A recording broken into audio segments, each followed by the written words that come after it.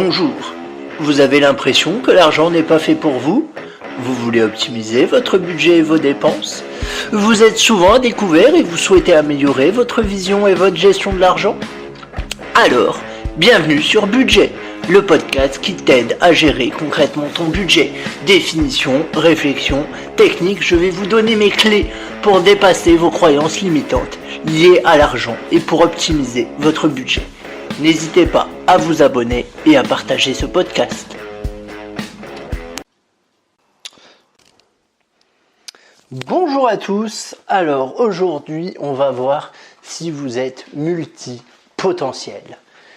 Si vous ne connaissez pas ce terme, ne vous inquiétez pas, c'est compréhensible. Moi-même, alors que ça fait 4 ans que je m'intéresse au développement personnel, j'ai rencontré ce mot il y a 2 semaines et j'ai pu enfin mettre un mot sur ma nature.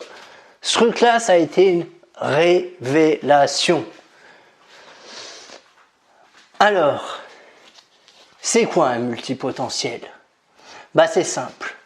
Si toi aussi un jour, tu as voulu être avocat, bosser dans la com, bosser dans le marketing, monter ta boîte, à rien faire comme tout le monde. Si toi aussi, un jour, quand on t'a répondu à la question « Qu'est-ce que tu veux faire plus tard ?», tu n'as pas su quoi répondre, tellement tu avais de possibilités, tellement tu avais d'envie.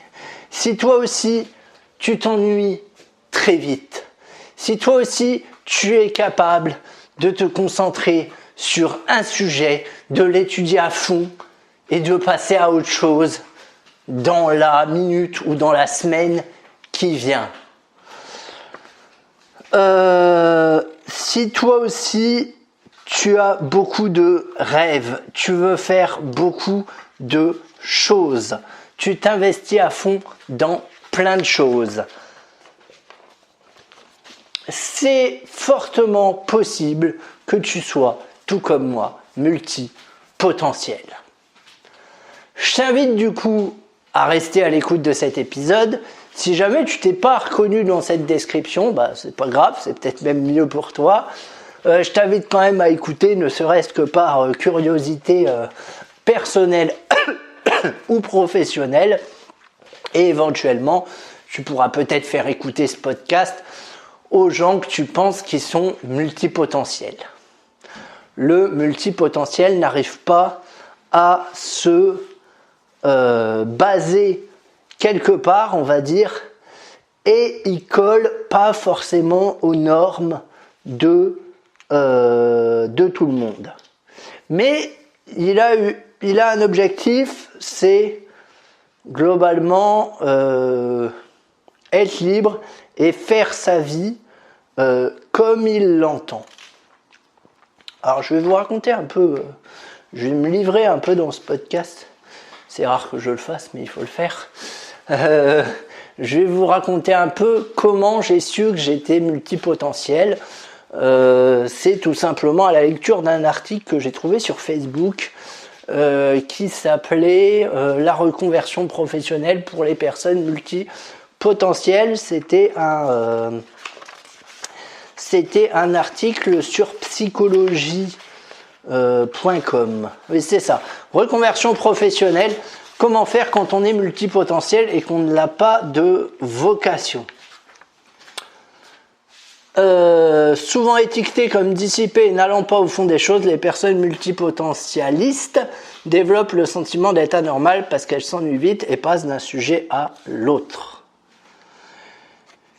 Et je me suis dit, enfin, je trouve quelque chose qui me définit. Ça fait des années que j'ai l'impression de ne pas pouvoir rentrer dans ce putain de moule. Ça fait des années que je m'intéresse à beaucoup de choses, que je réfléchis tout le temps. J'ai l'impression que mon cerveau est tout le temps en ébullition et que j'essaye de le canaliser comme je peux. Au niveau boulot, c'est pareil. Pour l'instant, je travaille dans le social, mais idéalement, il faudrait que je parte du social, mais je ne sais pas non plus vers quoi me tourner. Voilà. Donc ça correspond bien à ma situation actuelle et c'est bien les caractéristique du multipotentiel. Je m'adapte assez rapidement aux choses. Je crois que c'est aussi un trait du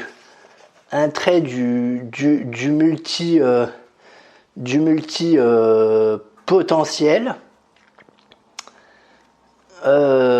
Et puis je crois que je suis aussi un peu hyperactif parce que j'aime bien faire plein de choses. Voilà, vraiment, c'est quelque chose qui me passionne. Je m'intéresse à plein de choses, à l'argent, à la politique, à l'actualité, etc., etc.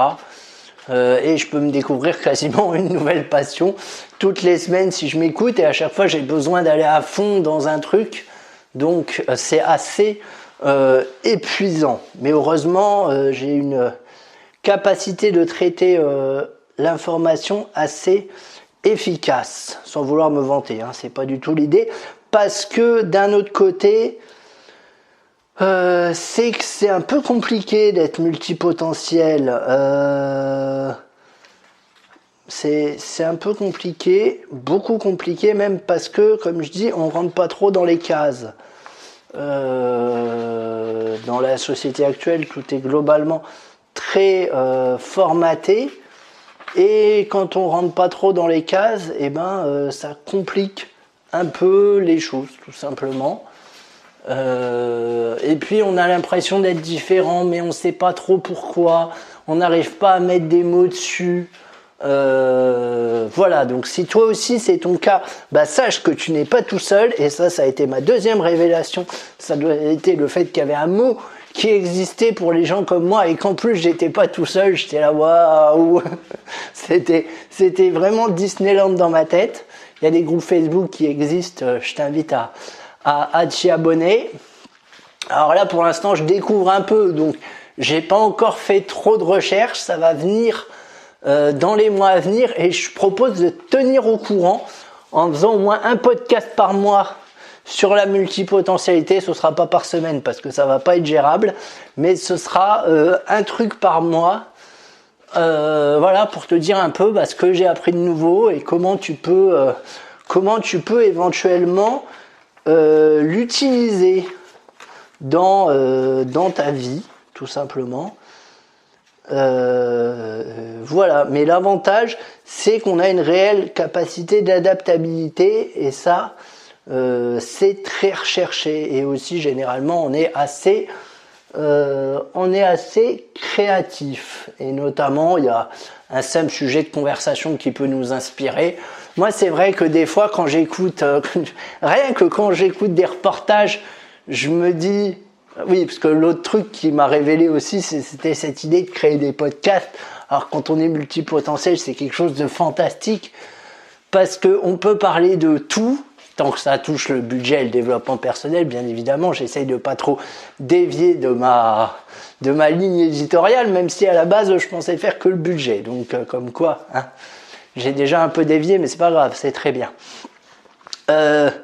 Et du coup c'est un avantage parce que je peux parler de tout. Et des fois, je suis dans un magasin et j'ai une idée. Je me dis tiens, je vais parler de ça. Je vois un reportage. Oh, ça c'est intéressant, je vais le développer dans un prochain podcast. J'écoute un podcast sur quelque chose et le type dit une phrase qui me plaît. Je me dis oh, ça, faut que je le développe en podcast. Alors que lui, le développe pas dans le sien. Hein, je fais pas du plagiat. Mais voilà, il y a beaucoup de choses qui m'inspirent. C'est l'avantage quand on est multipotentiel, c'est aussi le désavantage, parce que forcément on a l'impression qu'on a le cerveau qui surchauffe, on a l'impression qu'on rentre pas forcément dans les cases, c'est pas forcément quelque chose de facile à assumer. C'est pour ça que c'est important de mettre des mots dessus, d'où ce podcast.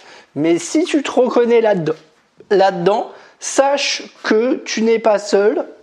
Il y a globalement plein de personnes qui sont multipotentielles. Voilà, donc ouais, je pense qu'on rentre pas tout à fait dans les cases de la société, mais bon, c'est pas très grave. C'est peut-être bien des fois aussi de pas rentrer dans les cases de la société. Et vraiment, moi je pense que la multipotentialité, c'est un truc qui peut aussi bien te pourrir la vie que que te faire un plus tant que c'est régulé, je dirais, tant que tu en as conscience et tant que tu l'utilises à ton avantage. Clairement, moi je sais que la multipotentialité, ça m'aide pour les podcasts. Ça m'aide pas pour mon boulot, ça c'est sûr, mais ça m'aide pour les podcasts. J'ai un projet de voyage, comme tu le sais. La multipotentialité, ça m'aide également, et je sais qu'en voyage, ça va m'aider, et je compte beaucoup dessus notamment. Ça va m'aider si jamais je veux créer un business. Voilà, ce genre de truc. Voilà, en tout cas, j'espère que ce podcast t'a intéressé. Il était un peu court, mais pour être honnête, je suis un peu fatigué. J'ai enregistré toute ma logorée de la semaine, voire des 2 semaines à venir. Donc voilà, je commence un peu à être fatigué. En tout cas, si le sujet t'intéresse, je t'invite à t'abonner parce que je vais en reparler, ça c'est sûr et certain. Je t'invite à aller regarder sur internet. Il y a un livre qui s'appelle Trop intelligent pour être heureux. Alors, ça parle de l'adulte surdoué. Après, le multipotentiel n'est pas forcément surdoué. Enfin, la frontière est un peu... moi, par exemple, je sais que je suis absolument pas surdoué. J'ai un QI dans la moyenne et ça me va très bien.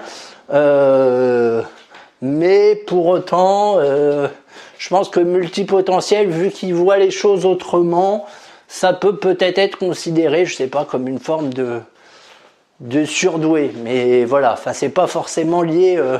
Je pense que de toute façon, le fait qu'on soit surdoué, c'est pas forcément lié qu'au QI.